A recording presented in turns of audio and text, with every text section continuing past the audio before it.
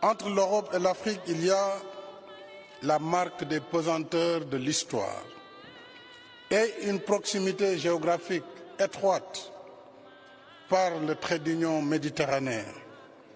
À peine 15 kilomètres nous séparent. Entre l'Europe et l'Afrique, il y a le brassage humain qui a fécondé des affinités socio-culturelles et linguistiques. Entre l'Europe et l'Afrique, il y a le coût immense de la guerre, payé ensemble 2 fois en l'espace d'une génération, dans la souffrance, dans le sang et dans les larmes. Entre l'Europe et l'Afrique, il y a enfin une coopération ancienne, intense et diverse. Voilà ce qui nous lie. Voilà ce qui fonde la particularité et la complexité de nos relations. Alors que le cours de l'histoire s'accélère sous nos yeux, bousculant les certitudes et les habitudes préétablies.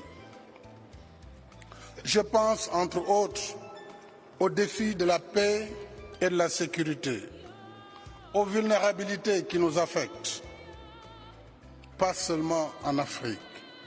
Je pense au réchauffement climatique, aux opportunités du numérique, mais aussi à ses dérives, aux flux migratoires illégaux et aux multiples impacts d'une crise sanitaire inédite.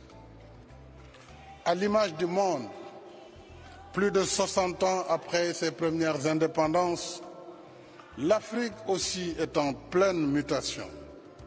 L'Afrique a changé, beaucoup changé.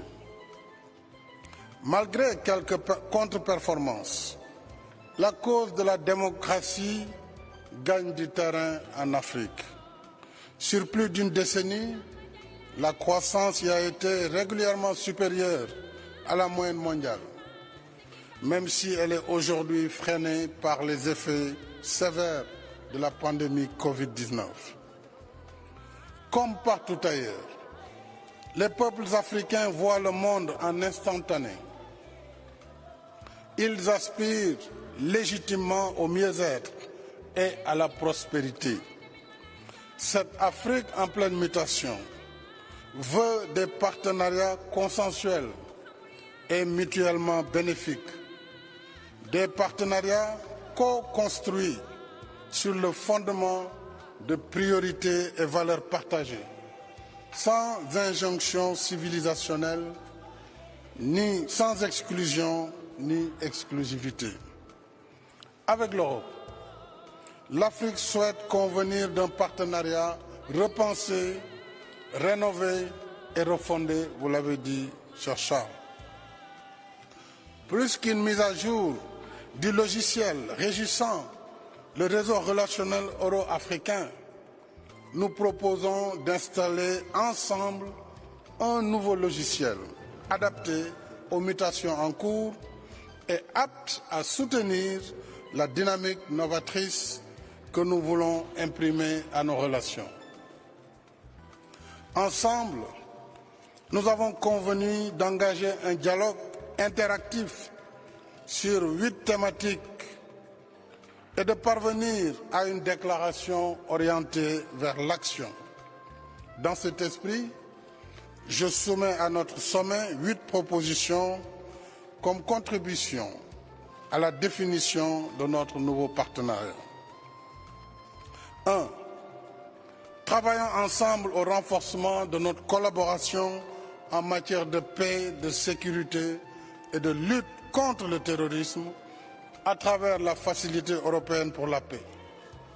Sur la base de l'expérience acquise en Afrique de l'Est, en Afrique australe et centrale, la Facilité européenne pour la paix pourrait également soutenir les efforts des pays sahéliens et membres du processus d'Accra ainsi que du G5 Sahel face aux attaques des groupes terroristes.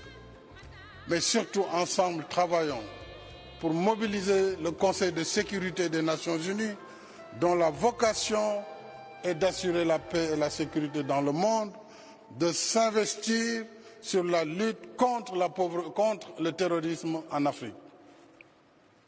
Deuxième proposition, nous souhaitons l'appui de l'Europe pour accélérer le processus de réallocation de droits de tirage spéciaux. Nous saluons l'émission historique de DTS, 650 milliards de dollars, dont l'Afrique a reçu son quota de 33 milliards, pour atténuer en partie le choc de la crise sanitaire. C'était le premier objectif du sommet de Paris de mai 2021 sur le financement des économies africaines. En raison de l'impact profond de la crise sanitaire sur nos économies structurellement faibles, nous appelons à la réallocation de 100 milliards de dollars de DTS des pays riches qui y consentent, donc de l'Europe, entre autres, en faveur des pays africains, selon, bien sûr, des modalités à convenir.